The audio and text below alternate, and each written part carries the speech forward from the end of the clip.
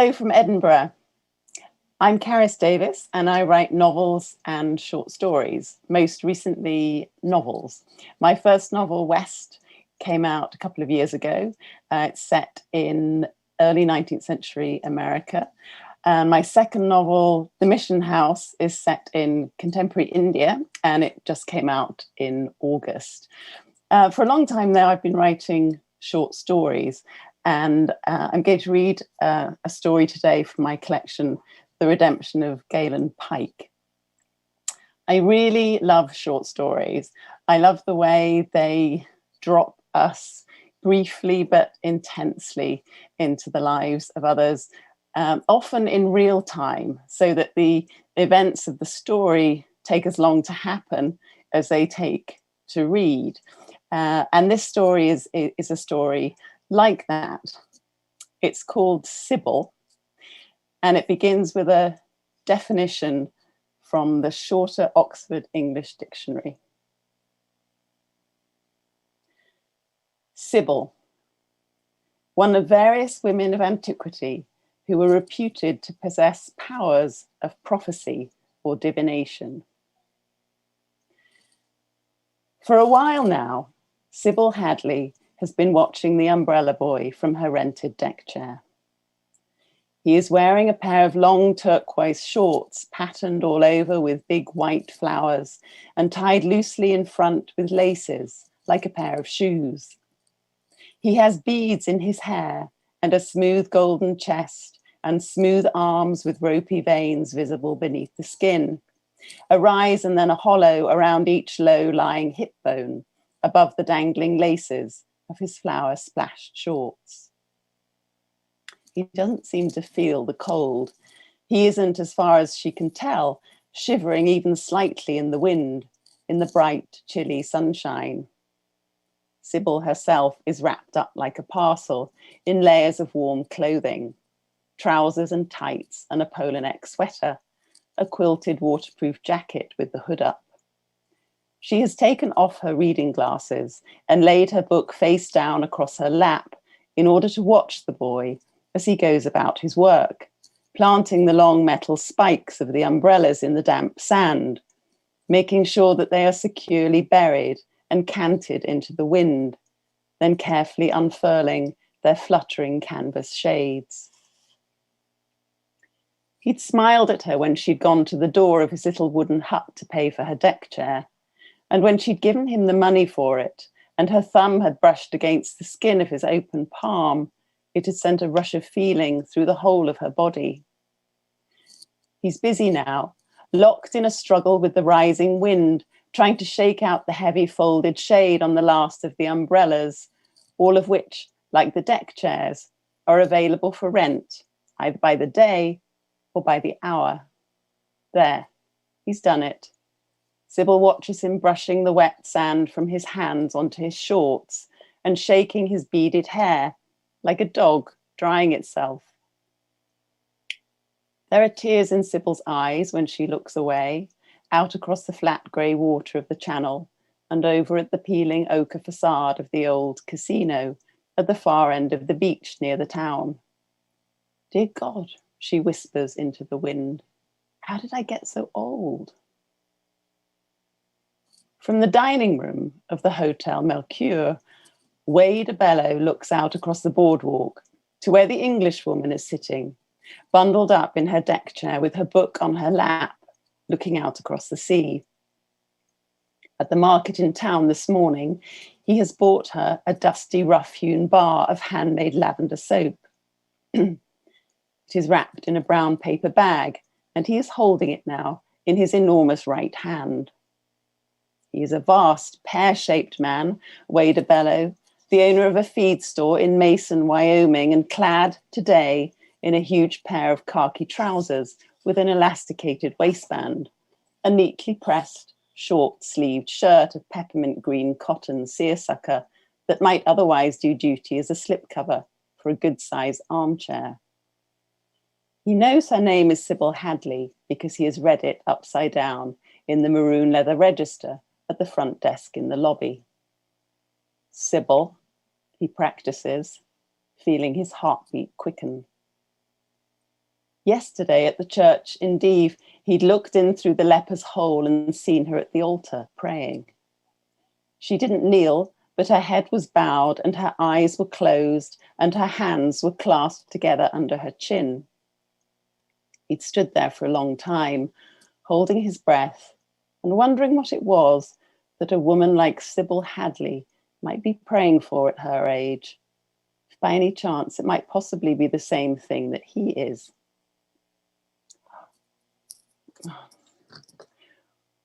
When the time had come for the minibus to leave the church and bring them back to the hotel, he'd considered asking her if he could sit next to her, but she was at the front, and in the end he hadn't been confident that he could fit into the narrow seat at her side without most of his body hanging out over the aisle, which would have meant that had been blocking it when the young German family and the Italian newlyweds boarded the bus and wanted to get by. So he'd moved past her and sat down near the back and looked at the top of her head. And now and then, when the sun went behind a cloud and the windows went dark, at the reflection of her face in the glass as they drove back along the coast. It's been a disappointment to Sybil that even though it is not yet the end of August, the Hotel Mercure is less than half full.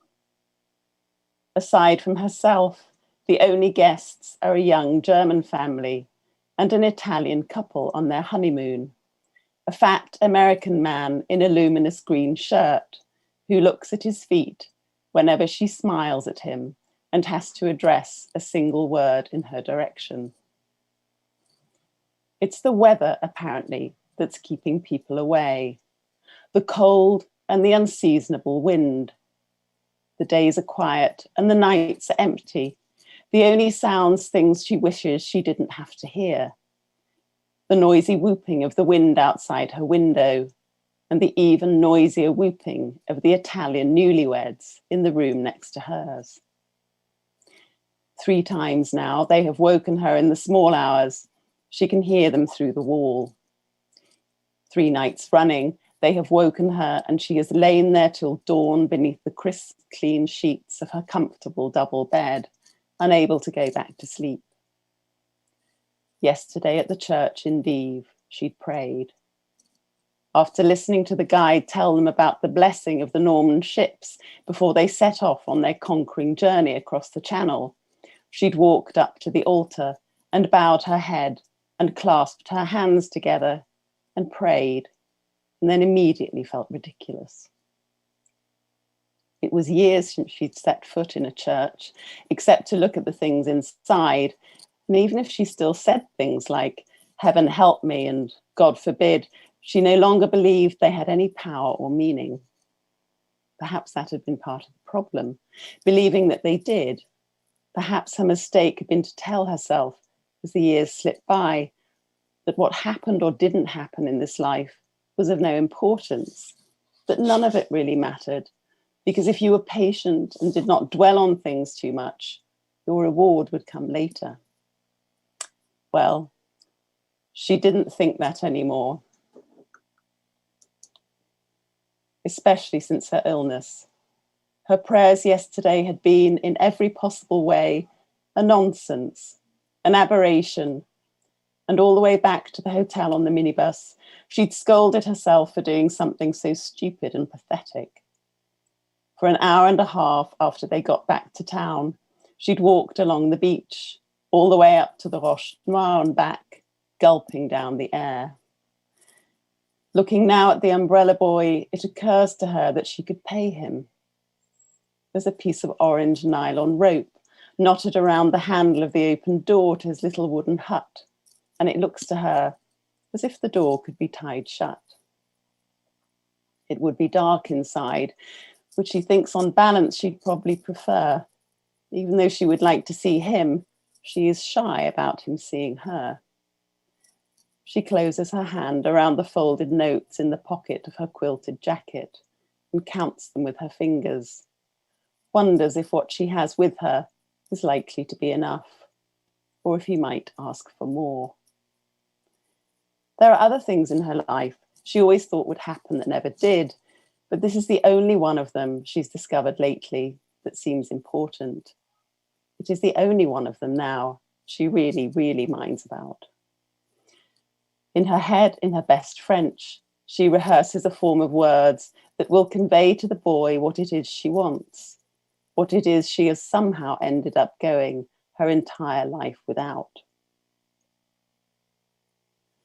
What Wade pictures is him and the Englishwoman hiking up to one of the flat alpine meadows in the mountains above his brown shingled house in Mason.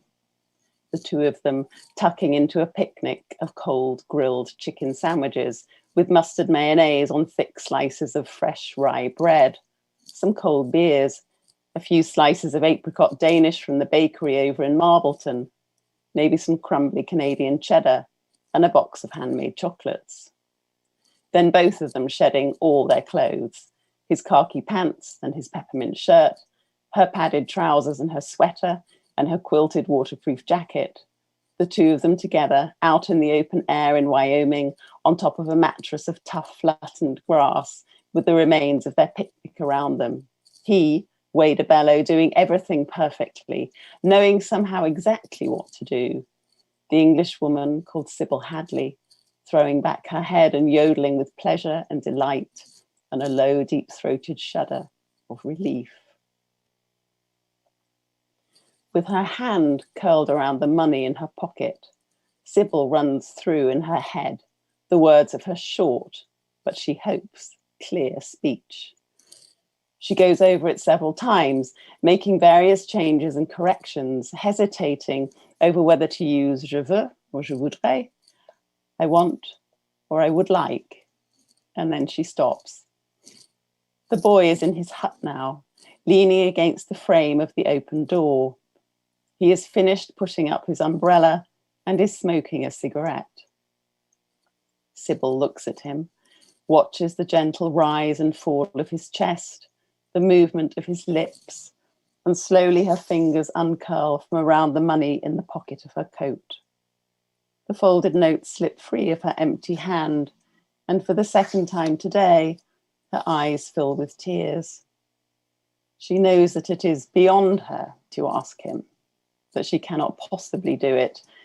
And it comes to her then, to Sybil, in almost the same moment and with all the clarity of a vision or a prophecy, as she sits alone in her rented deck chair on the beach in Trouville in the last week of an unseasonably cold August, in the summer of her 67th year, that the only event now of any importance she can reasonably expect to experience in what remains of her life is likely to be her own death. It's a terrible thought. It's a terrible thought, and it is, you may remember, a windy day. It's a very windy day, in fact. And even though the golden-skinned umbrella boy has worked hard to make sure that each one of his big stripy parasols is properly canted into the wind, its heavy cotton-fringed shade angled low to the ground, its sharp metal spike dug deep down into the sand and securely buried, you'll understand how easy it is for an especially violent gust to snatch one of the umbrellas up and send it cartwheeling along the beach like a tomahawk, or an accessory in a knife-throwing act, or something thrown by a gladiator across the dusty floor of the Colosseum. You'll understand also that there's something about the low-slung design of an old-fashioned deck chair that makes it difficult for someone like Sybil Hadley in their mid to late 60s to get out of one in a hurry. You'll understand that she is indeed about to die, that in these last split seconds, the whole of her solitary and unfulfilled life is about to flash before her in a quick grey kaleidoscope of drab and joyless scenes. And yet, you will know too, in your heart, that some very big, very fat men are also surprisingly fast runners. You will know that when Wade Bello has finished shaking the flaky crumbs from his croissant out of his napkin and onto his plate in the dining room of the Hotel Mercure and pushed back his chair and walked outside and begun to make his lumbering, slow-footed way along the boardwalk, carrying what looks like his lunch in a paper bag. You will know that when he sees what's happening, he will break at once into a thunderous sprint of astonishing power and velocity. And when his enormous right hand finally hurls away the bag with its dusty cake of handmade soap inside, and his outstretched fingers reach out and grasp instead the spinning cotton fringe of the murderous parasol, and he falls to his knees in front of Sybil in the sand, you will know then that Sybil was wrong about the future, and that this is just the beginning.